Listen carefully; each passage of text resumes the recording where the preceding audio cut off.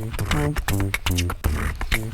everyone, welcome back to my YouTube channel. My name is Daniel, and today in this video we'll be covering a game I played quite recently on chess.com. So as you can see, basically at this point I've started to become a bit untilted, so my rating has gone up a little bit in comparison to what it was before. At a certain point it was actually below 2100 rapid, which is quite disappointing for sort of what I expect of my skill level. Anyways, now it's back up to 2145, which is a bit more manageable, but I still wish I can get it higher, and so I'm playing the white pieces in this game, and let's see if I can push my rating even more. So we start off here with d4, e6, c4, and knight f6. So this can indicate one of two things after my move knight c3. So here my opponent can either play bishop to b4, indicating an Imso-Indian, at which point I would play queen c2 to defend this knight, because if bishop captures on c3 and b captures on c3, then my pawn structure would be compromised there. Or my opponent could play the move d5, for example, indicating queen's gambit decline, at which point I would play bishop g5, and then there's more theory there. I guess in this case there's also a third option, which is the move c5, which would indicate some type of Benko gambit. So after c5, d5, then here my opponent could take, and then play a move like d6, and then I play e4, and then this is also quite a common opening setup. It's actually known as the Benoni. And yeah, so those are like the three options my opponent can go for. Here in this game, my opponent goes for bishop e4, quite common, so I just simply play queen c2, defending my knight. d5 here, striking in the center. Here I simply play the move e3, opening up this bishop to protect the c4 pawn. c5, I take on c5, bishop takes, and here I play knight f3. If I take here in the center, then my opponent does get their knight into the center, or they can even play e takes, threatening to push d4. And then after knight f3 castles, bishop e2, knight c6, castles. Then black already gets in the move e4, and it gets a little bit suspicious for white in some cases. So bishop takes, knight f3, here a6. Now I take because my opponent's threat is to take here on c4, and then after bishop takes to play the move b5, and then put their bishop on the long diagonal. So instead I take, pawn takes, I play bishop e2, castles, castles, bishop to e6. Here I play rook f to d1, making it a bit more difficult to play the move d4 because there is a queen always, so I don't necessarily have to worry about the move d4 if it comes. Knight b to d7. Here I play b3. I need to get my bishop into the game. I obviously can't play e4 because then there's d4 in some cases, so I want to get the bishop on the long diagonal. Bishop to d6, bishop to d2, bishop b2. Here b5, trying to get in the move b4 in some cases, so I just very simply play a3, preventing this move b4. Wasn't the best choice. Better would have been the move like rook a to c1, for example, just to get this final rook into the game. However, I thought a3 was a bit more of a practical decision to take in the game. Rook c1. Here I put my knight into d4. I'm no longer worried about the move b4 because I already have a3 here to support. Knight e4, putting more pressure here on the c3 knight. And I play bishop f3. It's important I don't play a move like rook c1 and panic about all the threats that my opponent may have, because here my opponent actually has the move bishop captures on h2 here. And after king captures on h2, then there's queen h4 check, king g1, and then there's queen captures on f2. And the reason why bishop f3 works in that case is because if I go back here, if I play bishop f3, there is no longer bishop captures on h2, because after queen h4, there is no queen captures on f2, because I would simply play queen captures on f2. Also, a secondary threat my opponent might have if I play rook a to c1 is they can also play the move bishop captures on a3 potentially. And then in some cases, this bishop gets overloaded. After bishop takes, then there's like rook captures on c3, for example. Instead, in the game, I play bishop f3. This prevents this bishop captures on h2 idea, and also bishop captures on a3, because I always have rook takes in some cases. Or even after bishop takes, I can take this knight here on e4 first. So queen h4, I very simply play g3, just to prevent the queen and the bishop from targeting h2. Queen to h6 here, staying on this file here in case I play like g4, or in some cases like g5, g4 can maybe invoke something here. Or even they can swing the knight to g5. That's also the other reason to get into h3 or f3. So here I just very simply eliminate the knight Here, bishop captures on e4, so that there is no knight g5 idea. And although it looks like I've created a lot of holes around my king, black doesn't really have a good way of exploiting these holes, because I have a lot of pieces here. I can always play queen e2, queen f1 just to defend any queen g2 checkmate ideas. I also can probably bring one of the knights over, like something like this, or I can play h4 and f4 if necessary. So there's not really a way for black to actually target my position. So here, this pawn is hanging. Queen captures on e4 as an option. However, there is bishop captures on, after queen captures on e4. I guess I can just win a pawn here. I kind of forgot that this knight on d4 actually protects the b3 pawn. So instead, in the game, I took here on e6 first, queen takes, and then I play the move b4, just so that after queen captures on e4, there is no queen captures on b3, and then all of my pieces would be attacked.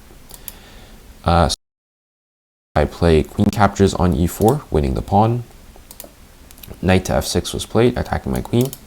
And here I play the move queen to c2. Not actually the best. Best would be queen to d3. I considered this move in the game, however, I didn't really like it as much because of an idea of like queen to b3, for example. It looks like the queen is getting a bit more confined, however, it is putting a lot of pressure here on a lot of different pieces, and I didn't really like this for white. So instead I play queen to c2. This move basically prevents queen b3, because then I would just simply capture the queen. So here my opponent plays bishop captures on c3, bishop takes, knight e4. Here I have to play rook d3. I can't play rook c1 because then there's simply rook captures on c3, supported by the knight, and I can't capture back because my queen's worth more than the rook. So I have to play rook d3. And here my opponent plays the move queen g6, setting up some very tricky ideas. Here the only move for white which I found in the game is the move rook c1. The reason being is, let's say I play a random move like king to g2, then my opponent here can play knight captures on c3. And now you'll see that my pieces are a bit overloaded and they're not sufficiently defending each other. So obviously here I can't take with the queen because I would simply lose the queen. And if I play rook takes, then here there's a very simple queen captures on c2. And after rook takes, you'll see that this rook on c8 was actually defending the queen through the rook. So now my opponent would be up a rook in this case, which is why I needed to play the move rook c1 to provide an extra layer of defense, because after knight takes, let's say, then I can play rook takes, queen takes, queen takes, and after rook takes and rook takes, this is a very equal position. In fact, white is actually better here because white has the more active rook and can target some more pawns, and also white has up a pawn in this case. So in the game, after rook c1, my opponent plays queen f5, having to continue the complications because, well, they're simply down a pawn in this position. And here, black actually has a lot of threats here, and it's actually quite difficult to find a good move to kind of parry all of them. So the first threat that's very subtle with the move queen f5 is that it lines up an extra attacker on this f2 pawn. So if I were to play a random move, my opponent has the move knight captures on f2 here. And basically the threat is that after I play queen captures on f2, because my queen is overloaded, then there's queen captures on d3, and then I would be down a knight for a rook. Obviously after knight captures on f2, there is a move that I actually missed in the game, which is the move rook to d4. Basically the idea is that it traps the knight, because after queen captures on f2, let's say, if you don't take, then let's say after queen f6, then here I can simply play queen captures on f2 because my rook is out of the way. So if you play queen captures on f2, then I can play rook captures on c2. And funnily enough, even though this knight has a square h3, after knight to h3, check, king to g2, this knight has no more squares. You'll see that all the squares, funnily enough, are taken away by my pieces, or by my king. And when the knight was on f2, it didn't have any other squares as well, because rook to d4, the point was it cuts off the e4 and g4 squares for my opponent's knight. And this knight will no longer attack this rook, so the square is taken away. d1 is taken by the rook as well. h1 is covered by the king, and h3 we just discussed. After knight h3, just simply king g2, and all the squares are taken away from the knight. So that's quite the tricky move to find. I didn't see that in the game, so I thought knight captures on f2 was a threat. Even so, I still managed to sort of parry other threats in the position, so I just simply played the move f4 here. This just prevents, because in the game I didn't see rook d4, this prevents the move knight captures on f2, which I thought was an imminent possibility. So I just parried that with the move f4. Now there is no knight captures on f2 because I would simply play king takes. So h6 here, probably trying to set up the move g5. So I play queen d1, getting out of the way of the pin so that I can try to trade this really active rook here. Rook to c4, I play bishop e2, and rook captures on c1. I thought my opponent would play rook to c8 in this position. However, I did see that there was rook d8, and after queen takes here, king to h7, and here after rook captures on c4, pawn takes, and something like queen to d4, I'm actually able to win this pawn because I'm threatening up a mate threat on g7 as well as attacking the c4 pawn at the same time. So instead, my opponent plays rook takes, bishop takes, and here queen to f6. I very simply play rook d4, solidifying my rook here on this very nice outpost square, and also attacking the knight on e4. Queen to f6, bishop to b2, getting my bishop back on the long diagonal. Rook e8, and here I play queen e2. Just a move, just to sort of make a move basically. I have some queen g2 ideas at some point. I can play king to g2, for example, if I want to move the king forwards, etc. So knight to d6. Here I play the move queen to g5, and this sets up a very interesting threat. Since this bishop's already on this long diagonal and this queen is already here, I'm putting a lot of pressure on this g7 point. And my idea is that, let's say my opponent makes a random move, my idea is to go rook captures on d6. So this would win because after queen captures on d6, then I have the move queen captures on g7, which is just simply checkmate, supported by my bishop on b2. So in the game, I thought my opponent would play a move like g6 and then just deal with this. However, my opponent here actually played the move knight to c4, which is a complete blunder. And the reason is the same reason as I just mentioned, because I have a mate threat discovery. So here I simply play rook captures on c4. And my opponent can't capture this rook, even though it's hanging in two different ways. My opponent can't capture the e3 pawn because I have a very deadly threat here, which is simply just checkmate. So my opponent has to deal with this. Queen to g6 is fine. My opponent can't play queen f6, by the way, because my bishop can capture, and then that would be even more winning. So after queen g6, queen takes, pawn takes, I move my rook to c3 to defend this e3 pawn. I could have also played rook c7, which is technically a bit cleaner. However, I thought that rook c3 was more practical because this e pawn is already passed. So if I just get it to e5, for example, and then I can play rook c7, then it's like the same thing, except I have a passed pawn that I can actually play with. Whereas if I play rook c7 first, then rook captures e3, then I actually have to work for a passed pawn for a little bit longer. And with only like 50 seconds left on my clock, I thought taking the more practical approach of just simply defending an asset that I already have would be a bit more beneficial. Rook c3, g5, I play king f2, rook to d8, rook to c2, simply defending against rook d2 check, which would pick up the bishop. Here, pawn takes, I play g takes to support this e pawn. If I played e takes, then I wouldn't actually have a passed pawn because this g pawn is always in the way, so then I have to work for it again. So takes, g takes, rook to d3, I play king e2, and my opponent plays rook b3. So now I correctly identify that my opponent's rook is kind of in a cage in this case. It can't really get out. It actually has no squares right now. And so I realized the best practical decision is actually just to trade the rooks, because with the rooks off the board, my opponent has only pawns left, and it's very easy for me to win then, which is why I played the move bishop to c1. My idea is that I want to sort of confine this rook's position here. So by playing the move bishop to c1, this allows me to play king d2 and rook c3. I couldn't play that before because if my bishop was on b2 and I play rook c3, then there's rook captures on b2. So I have to play bishop c1 first, king to d2, and rook to c3.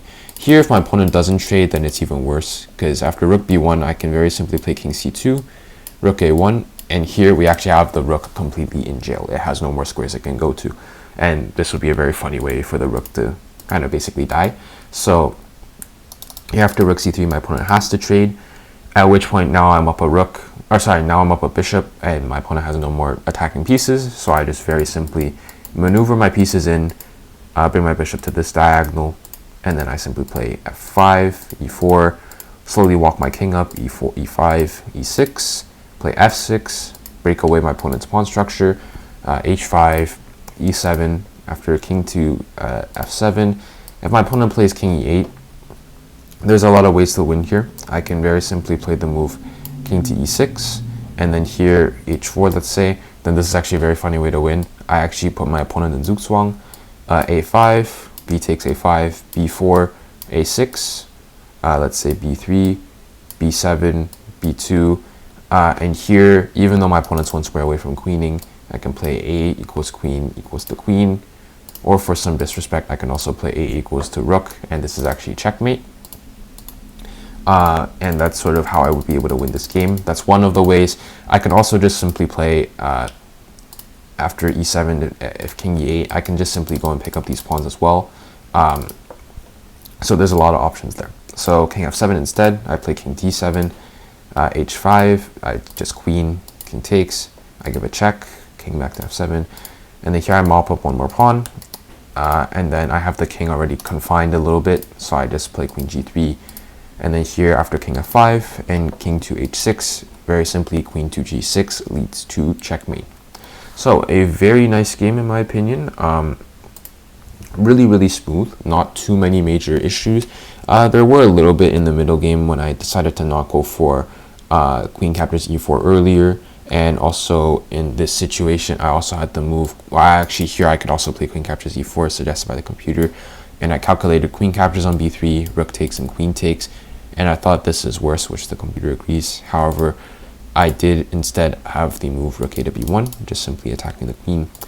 So that could have been optimized a little bit more. Here I also have the move queen d2, for example, to x-ray attack the bishop and knight, which is something that could have been optimized. But besides from that, everything else was really smooth. Very nice spotting kind of like the tactic here later on, being able to win a piece here. After rook captures on c4, which was actually able to brilliant move by chess.com, which is very nice as always. Brilliant moves are great. And yeah, so very nice game, very smooth. Pretty much just outplayed my opponent slowly and steadily. And yeah, hope you all enjoyed this game, and thanks for watching.